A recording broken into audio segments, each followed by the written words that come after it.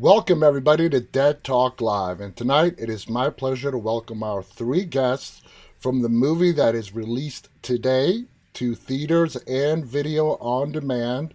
We have Tara Perry on the left. We have Jordan Wayne Long up there on the right. And at the bottom, sorry, Matt, had to, just the way it all worked out. Matt Glass is on the bottom. I want to welcome all three of you. The movie is called Ghosts of the Ozarks. It came out today. I've seen it. It's a fascinating movie. So I just want to go quickly around the board with you guys, starting with Tara. How does it feel to the day that you've probably been waiting for happen? Are there nerves? Is there excitement? How are you feeling today?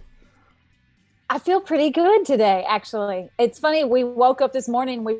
Jordan and I congratulated each other, and then, yeah, I haven't thought too much about it. I've just been like texting a lot of friends and family, and everyone saying congratulations. So that's been really fun.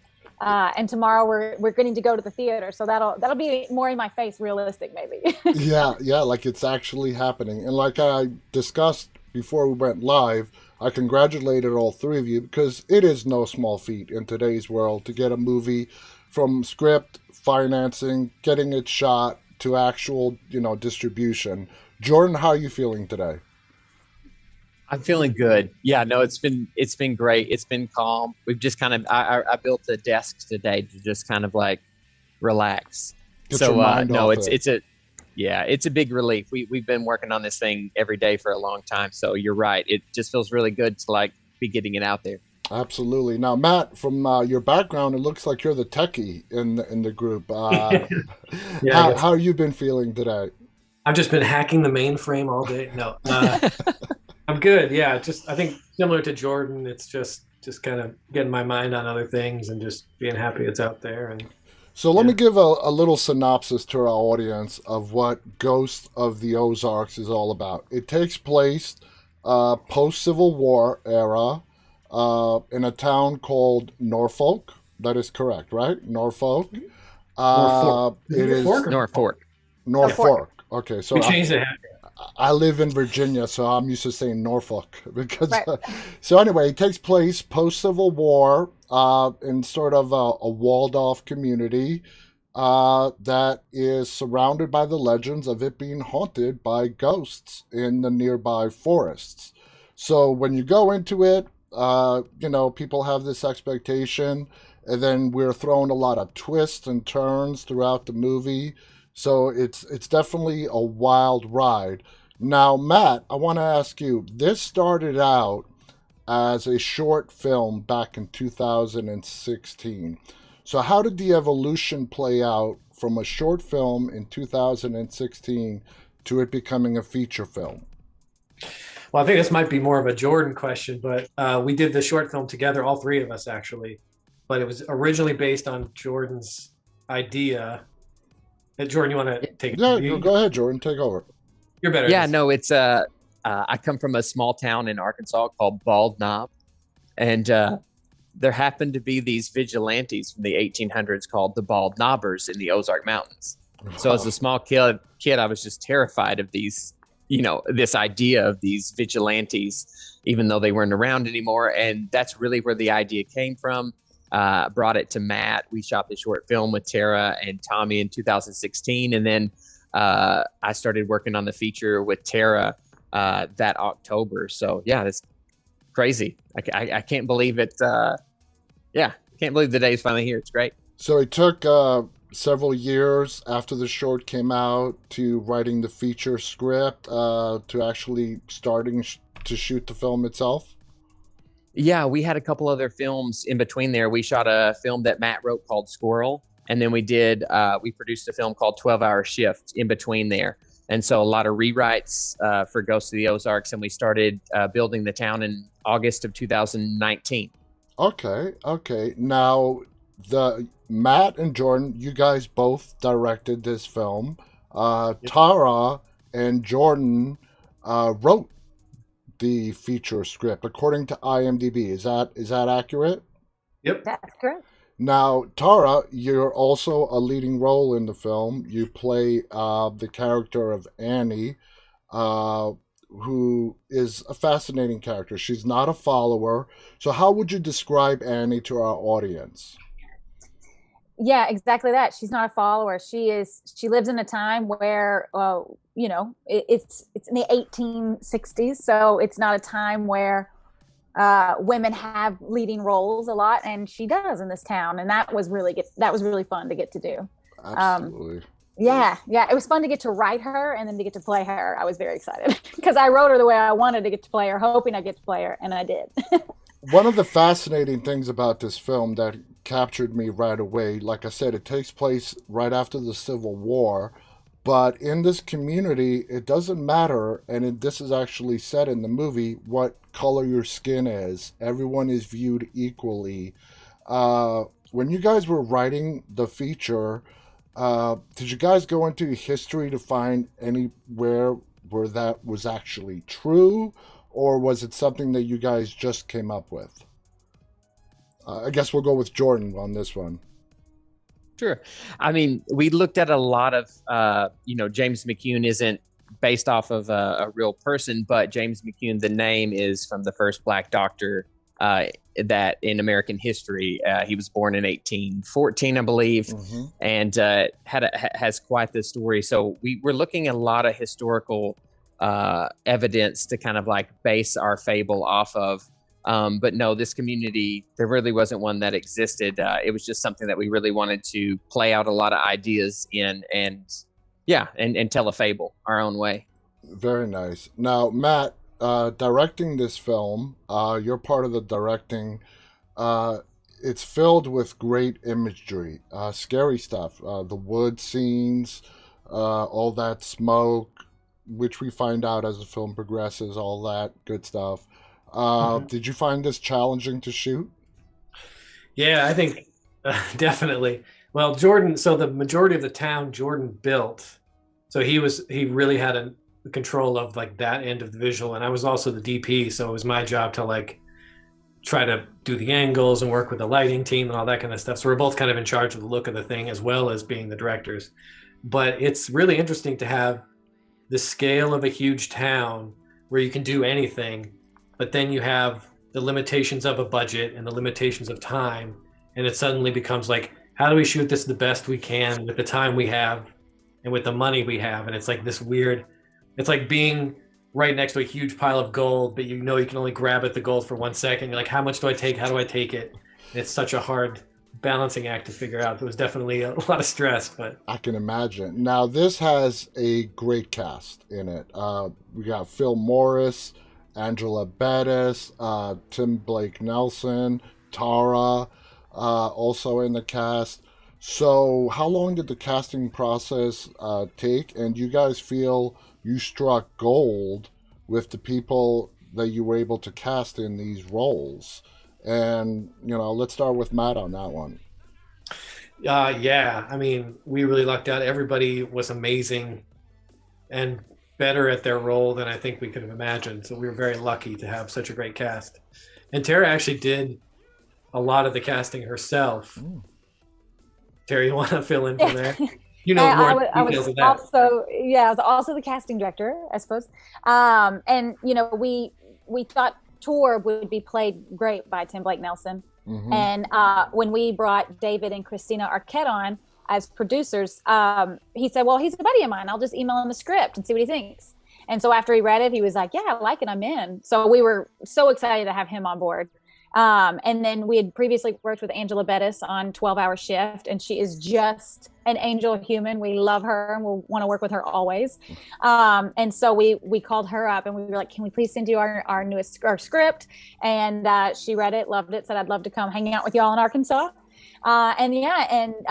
Getting to play Annie was awesome. Obviously, Tommy Hobson, James was written with Tommy in mind. So that getting to work out was absolutely phenomenal. Jordan and I wrote the role of Matthew with Phil in mind as well, because I had previously worked with him on a Roddenberry project. Mm-hmm. And his voice is just so incredible. So writing the dialogue for Matthew, it was like we could hear it through his voice. So the fact that he was available and he wanted to do it was icing on the cake. And finding Joseph Rood was incredible because he's the perfect William. Yes. and he's blowing up now. So yeah, we really lucked out. Yeah, you guys put together a great cast. Now, to really show all the different hats that you guys wore in this production, Matt, you also did the score for the film. Is that true? Yes, yeah, that's true. Is there anything that Matt can't do, guys?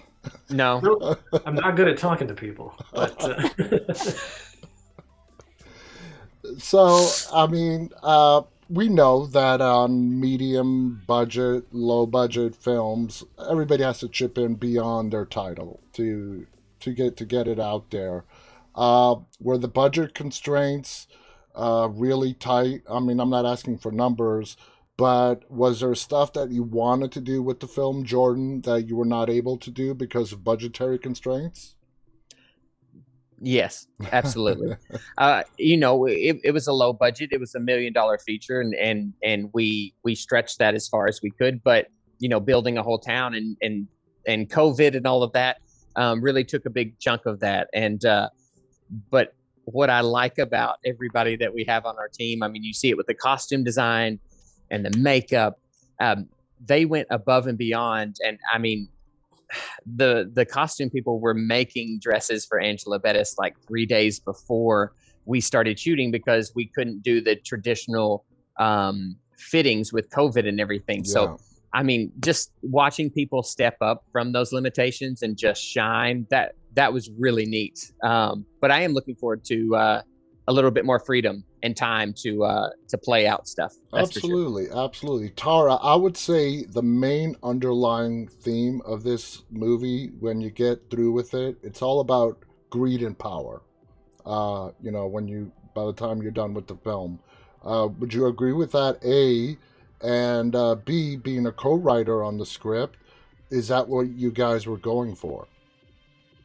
It's really interesting. I haven't ever told anyone. We've never discussed like this is what we'll say the themes were, because I really like when people watch it and they take away, because I feel like there's several that are woven in, and it is absolute power corrupts absolutely. I mean the tale is old as time. But it's one of those things that I haven't really pushed the gas in either direction, because I kind of want people to watch it and pull what they pull from it.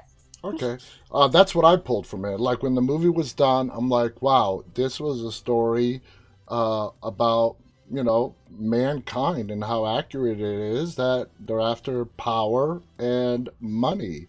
And there's a lot of social commentary with that in today's world.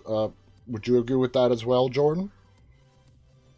Yeah, absolutely. And I think, watching our lead character James kind of like traverse that world is my favorite part of the film. I love, how he goes into this place that's kind of built for him, Mm-hmm. and built to be good for him, and yet when he sees something's not afoot, he has to kind of decide, me or everybody, and I love watching that journey, unfold for him, and Tommy does it so well. He absolutely does. Now, Matt, when it came to working with the cast and directing everybody, did you give them leeway, when it came to how they wanted to do stuff, or did you have very specific instructions on how you envisioned a certain scene or sequence to play out? I think the majority of the cast, just thinking off the top of my head, we just knew they were great actors and that they would do something great with the part, and they all brought a little something extra to it. I know, like early on, we wanted to make it clear to Tommy that this guy was like not confident and not whatever, like, not a lot of eye contact. Mm-hmm. And he's like, he's got a lot going on that he's sort of ashamed of from his past. That's the only note I think. And that was so early on, he adjusted to it. That was before we shot, and he just picked it up so well. So I can't think of anybody that went down the wrong path and we're like, no, wait a second.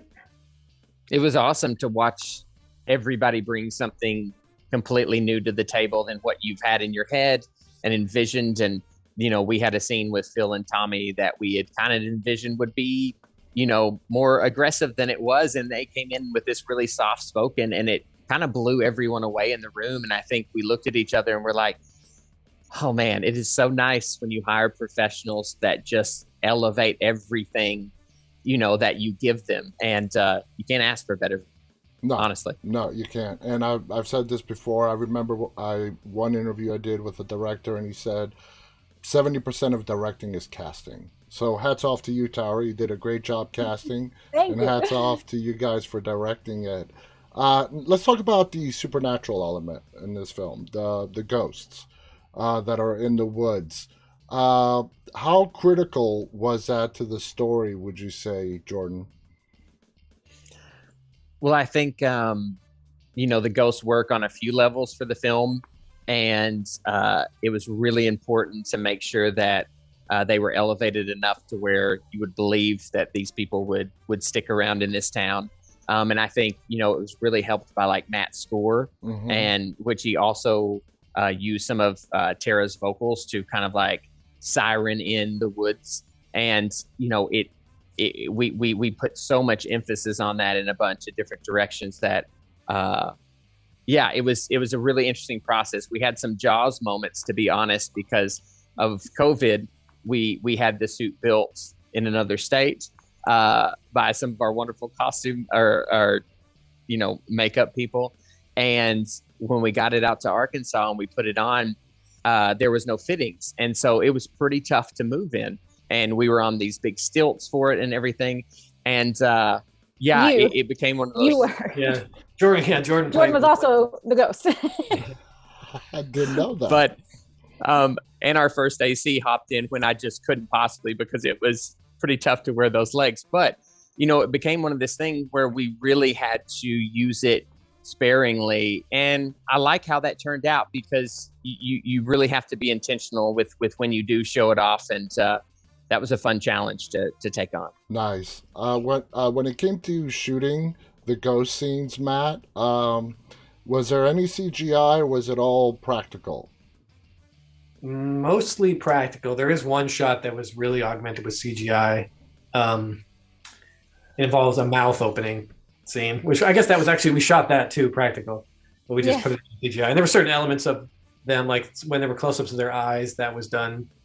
But mostly practical. Now, Tara, as Jordan said, this was in the Ozarks, which is in Arkansas, I believe, because it's where you grew up. Are you guys all from the same area? So I'm from Jonesboro, Arkansas, which is in the northeast of the state. Jordan is from Bald Knob, which is about 55 minutes southwest of Jonesboro. But Matt's actually from Utah. Okay. Yeah. And we know that you guys did the short in 2016. How far back? When did you guys start working together? Jordan and I. Oh, go ahead. No, please. Jordan and I started working together, and we moved out to LA in 2013. We met in grad school, and we started doing short documentaries for artists in January 2013, and then slowly started doing more like short films and then feature films. And so it's been, however, what is that, 8-9 years, right? Yeah. And I did a short with y'all. Bria Grant and I were actors in a short that y'all did in 2015. Yeah, I think. That's right. So we had actually worked together a year before, and then the next summer is when we ended up shooting Ghost short. Now, Tara, how excited were you to reprise the role of Annie in a feature film as opposed to a short? When you played Annie in the short, did you really like the character when it came time to do the feature film? Now that, of course, there's a big time difference going from a short to a feature film, was there a lot of stuff that you wanted to do with his character? Yeah, it's really awesome as an actor to get to be in the short film and then also get to be in the feature. That doesn't always happen. Yeah. Luckily, I was a co-writer on it and a producer, so I had some pull to get myself in there, or I forced everyone to cast me. But yeah, it was really fun because I'd been most recently I was on a Nickelodeon show with Thomas, actually, for several years. And that show is incredible and super fun. But at the time, especially in 2016, I was like, I want to play a character like a badass who gets to fight and gets to, like really take charge. And so getting to write Annie in that way, like I said earlier, it was so fun and really awesome to get to actually play her. I got to do all kinds of fight scenes and stunts, and it's really fun, but really exhausting. It's actually really hard to be completely like lifeless and let a 6'7" tall man carry you around and you just flop. You're like, that actually really hurt my neck. Now, when I was watching this film, it really reminded me of a film from several years ago, The Village. I don't know if you guys Yeah. have seen that film. Love So, Jordan, was there any inspiration drawn from The Village into Ghosts of the Ozarks? I mean, I love M. Night Shyamalan's work. I think he's done some great movies. So yeah, definitely just an overall influence of like Signs is one of my favorite movies. I think it's a great horror movie. But no, we really, like I mentioned before, we really wanted to set this fable in a space that we could control everything and kind of set up the parameters for our ideas to kind of come out. And so I would say that after we had someone read it the first time, it was evident that the village was always going to be brought up, and that was something that that we've been aware of ever since. But it's something that it was a story that we just really wanted to dive into in that world. So yeah, fun. Absolutely. Now, Tara, is there any part of Annie that you would say is similar to yourself? Or is Annie the complete opposite? Like Annie, like she's not a follower. She has her beliefs and she's not shy about sharing them. She's a badass. Are there any similarities between your character Annie and yourself? That's Tara Perry. I'd like to think so. Yeah. I like that she, she always stands up for herself, but being in the town of Norfolk, it's tough because she thinks something is afoot. She doesn't necessarily think that everything is as it seems. And I think she finally stands up for more than just herself and stands up for, I don't know. She ends up making a big life change, which is always hard to do. And I've had to do that. And I feel like that gave me the strength to be able to let that show through Annie. You had a lot of scenes with the good new doctor in town. Did you guys work good together? The chemistry on screen was amazing between the two of you. Did you guys bond right away? Oh yeah. Tommy and I love that man. He and I were cast on the Fresh Pea Band. I was cast on that show in 2010. So I have known and worked with him for over a decade. So, getting to bring him in on this was incredible because I had only gotten to work with him on the Fresh Beat Band, and I knew that he could do a role like this, although he had never had a chance to do a role like this. He's been acting since he was 5 years old. Yeah. And so getting to be like, hey, we want you for the lead of this movie. We want you to come be this badass, guy. And he came and he brings such a vulnerability to his work, and then in the end just becomes a total badass. I think he did such a great job. So the chemistry is real. I love him. Jordan, you had a role in the short film. You played William. Was it hard, or was it a conscious decision for you not to be in the feature film, or why aren't you in this film? Basically, is the question. We shot this short film and we shot it for like $300, John. So it was really like, hey, we can get Tommy and Tara out here, but me and Matt were like, my dad's riding the horse in the short, and we're kind of doing all of our own stunts. So it was merely out of necessity. I was happy to give the role over to Joseph Root. He's You didn't seem pleased at the time during the short. I'm ornery when I'm an actor for Matt. Oh, Matt. Yeah. Matt, how do you feel about shooting period pieces like this?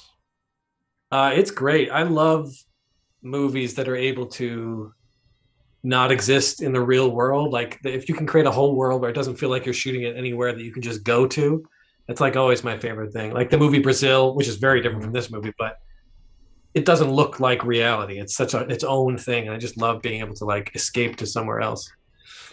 When you got on the set, Matt, and it was time to start principal photography, were there any surprises that you had to face that you were not expecting? Again, along the lines of challenges? Well, we had COVID to deal with Yeah, all the yeah. masks and all that stuff, but I think it was the first time we had worked with such a big lighting crew. So I think the challenge of the time it requires to properly light a set versus like the documentary quick style we used to do stuff was a big challenge for me specifically. Because I went into the first day with like 35, 40 shots. I'm like, let's do this. And then at the end of that first day, I was like, okay, we can do 10, maybe 12 shots a day. I got to rethink this thing. COVID changed the entire entertainment industry, and it's not going away anytime soon. Staying with you, Matt, shooting under COVID conditions, uh, was it? I mean, I know it's difficult. Everybody has to be separated into zones. Certain people cannot walk into other people's zones. Uh, is it really bad, or did everybody know that the main important thing here is to keep everybody safe and not get sick? We filmed right at the beginning of COVID. So I think we were kind of the guinea pigs for the whole system. So early on, we were doing the zone system. We had everybody getting tested and all that kind of stuff, but we didn't have a previous example to show us that it's going to work and that it's safe and this is how you do it. So we were just hoping that we were doing enough and being stressed out about doing enough the whole time. And then when we completed it, and we're like, okay, it does work. And then you've seen that basically almost the exact same system that we used that I think Jordan made up most of it, is what all SAG movies do now. So Yeah, we were left out. And if you absolutely. want to elaborate, Jordan, you can feel free. You're right, John, about like everybody that was there was like, we spoke to them hours beforehand and we're like, what are your concerns? How can we make you feel comfortable? And how can we get really everybody making the movie and get some money during this, like, unknown pandemic at the time? And so everybody gave us their ideas and everybody came ready to be in that bubble and do their job. And they did. That was really incredible just to watch the dedication, keeping the mask on all day during the heat in the middle of June in In Arkansas. Arkansas. Peter. Oof. Yes. And they just did it because everyone really, we were all just thankful to see people and to get to be the lucky ones to be around somebody and make our craft at that time. So it was quite the experience, and it'll be different on our next film because we've been farther along and there's a more system in place. So It's I'm more, excited to see what that feels like. yeah, it's been 2 years now, and it's the new norm now. Shooting under COVID conditions, it's the new norm. Tara, how long did shooting take? We shot for 30 days. So we Okay, did 6 5-day weeks. Yeah. So June 15th, we ended right before the end of July. Yeah. that's In the not. hottest, most humid, most mosquito-y time in Arkansas.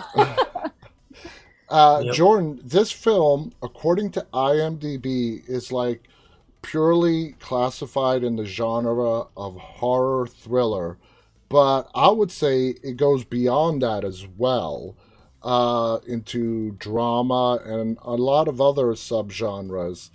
Would you agree with that? Let's say instead of horror thriller, drama, and man, you could add in a couple of more as well. That's a huge compliment, I think, for us because we just kind of like to, express our own style, and HCT has really been just going after our own style and running with that, and that actually makes me really happy. We don't. It's definitely not just a horror film. No.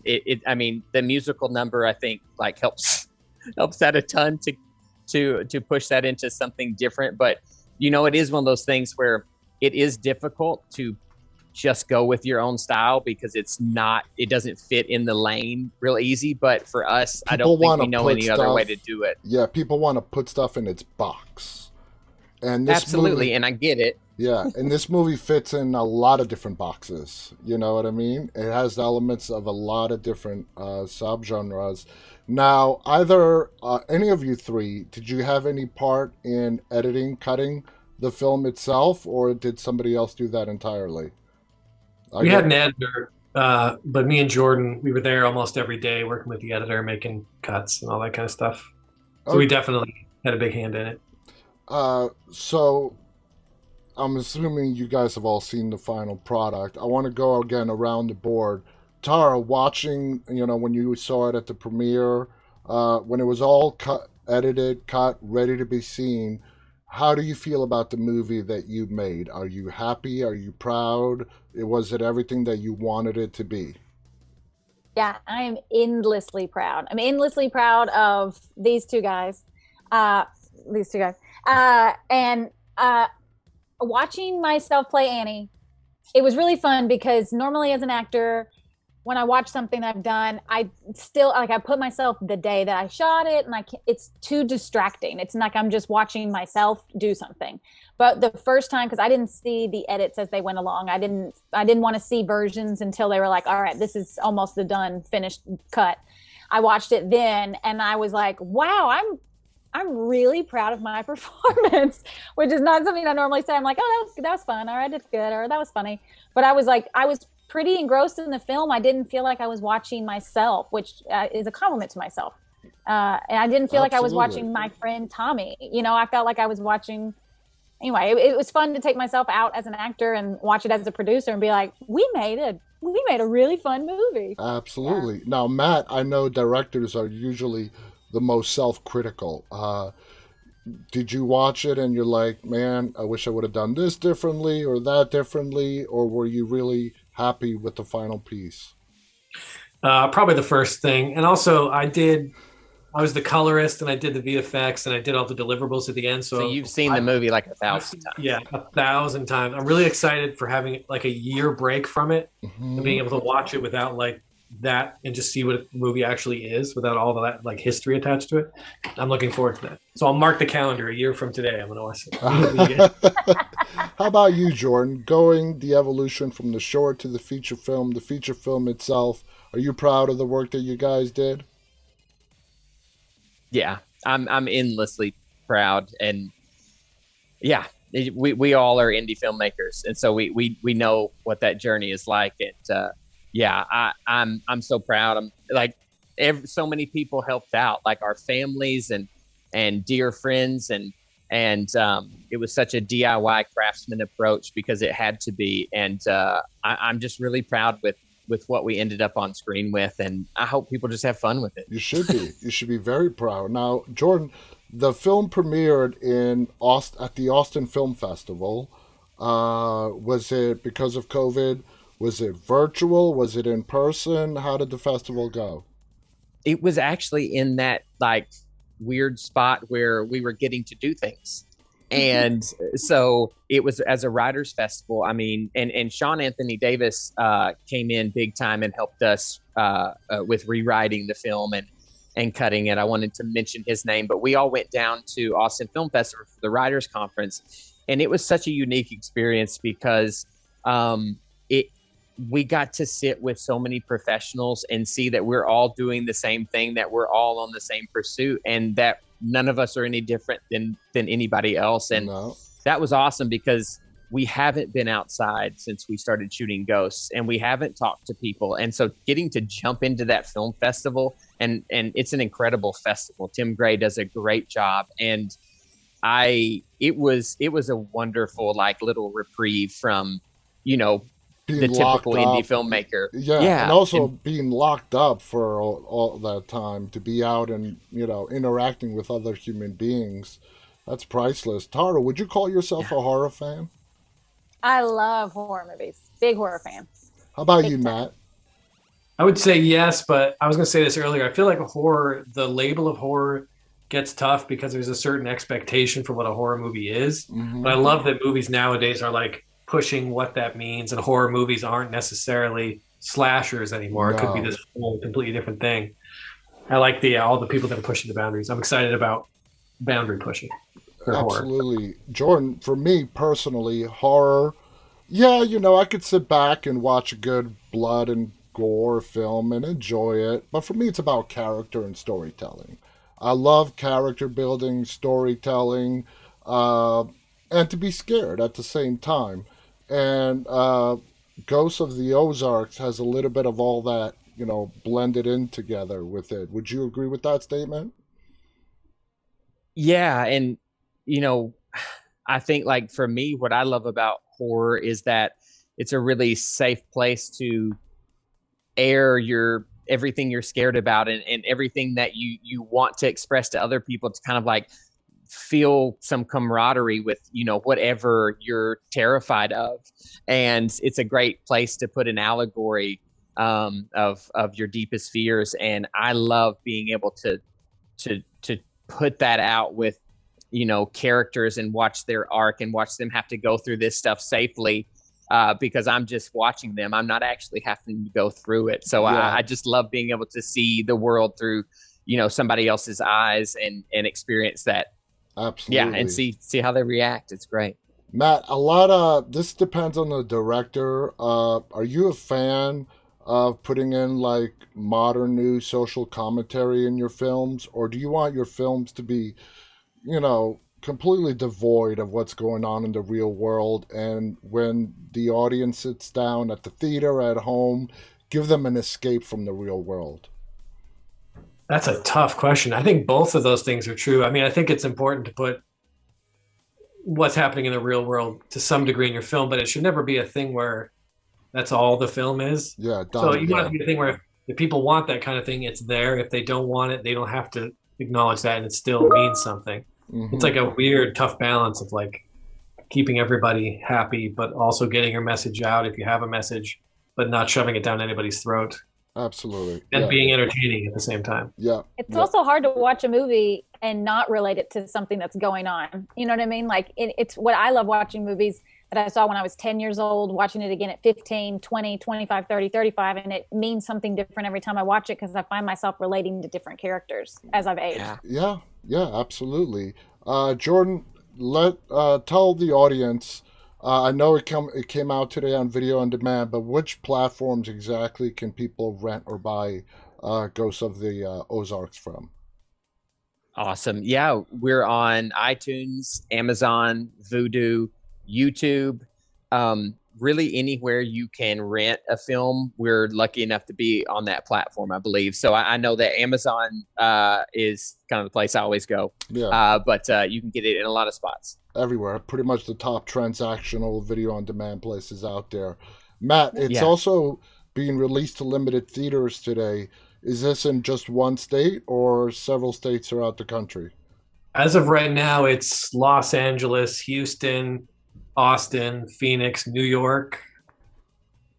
And we just picked up Iowa about 30 minutes ago. Really? Cool. Hey. Yeah. That's great. Yeah. I got to tell some of my friends. Now, So that's fun. XYZ Films, is that the production company or the distributor? Distributor. Distributor. Yeah. Awesome. And that's James Shapiro. Did you guys get picked up for distribution before you started filming, while you were filming, or after the premiere at the Austin Film Festival? Jordan, when did the film actually get picked up for distribution? We started talks with them, was it May of 2021? Somewhere around there. So it was about 6 months before Austin Film Festival. Nice. Almost nice. a year after we filmed it. Yeah. Nice. Yeah. And again, it's no small feat. You guys put together a great film in COVID, at the beginning of COVID, and I just cannot imagine how proud you must be feeling today, and you should. It's a great movie. Guys, the movie's called Ghost of the Ozarks. It's available on your top rent or buy movie platform of choice. It's in limited theaters as well. I want to thank all three of you for being our guests. I'll let you guys share any final thoughts before we go. Let's start with Tara. Yeah, I really hope people enjoy it. I love the music so much. It elevates every scene. So That's think Matt. That's Matt. And that's Matt. Again, these guys. Yeah, and I think the soundtrack should be available at some point. So I think everyone's going to really love that. Okay. How about you, Jordan? Any final thoughts? I'm just really proud, and it's cool to be on this with Tara and Matt, because we work together every single day, and I'm unbelievably proud to get to work with them, because that's what it's about: making movies with friends and doing what you love. So I just appreciate if people watch it and get some fun out of it and some enjoyment. So thanks a lot for having us on, John. Oh, it's my pleasure, Matt. Let's pretend like Tara and Jordan are not here. I use all the stuff. Do you want to continue working with these guys in the future? I've never met them before. I don't know who these two people are. They just took this up. No, I feel like we're a great team, and yeah, let's keep making movies. Absolutely. Keep making they want films, guys. That's what yeah. it's all about. I want to thank all our three guests. I want to thank our audience for tuning in, whether you're watching this live or watching this later on when it's archived. Thank you. Hey, I just want to say something to all the people like commenting. Thank you guys so much. I've been reading them, and that's so nice of you. Thank you. Absolutely. I can't see that far. I can't read. I don't have my glasses on. I'm like, what? Absolutely. Again, guys, the movie's called Ghost of the Ozarks. Check it out. You won't be disappointed. I want to thank again Tara Perry, Jordan, and Matt. So watch the film. You'll definitely have a blast watching it. Thank you to our guests. On behalf of our guests and myself, stay safe. Stay walking, guys. Good night. Good night. Thanks, John.